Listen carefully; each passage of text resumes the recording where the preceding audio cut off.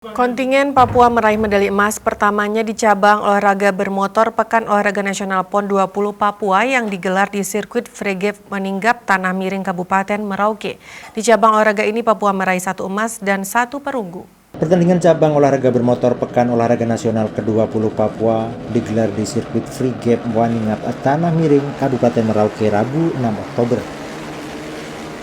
Dalam balap motor tersebut, Papua berhasil meraih medali emas pertamanya di cabang olahraga bermotor PON Papua. Medali emas Papua diraih Boy Arbi Febri dan Gupita Kresna di nomor modifikasi bergu kelompok usia di atas 21 tahun. Sementara pebalap Papua lainnya, Nicky Hayden dan Fahmi Basam, menggondol medali perunggu di kelas motor standar bergu.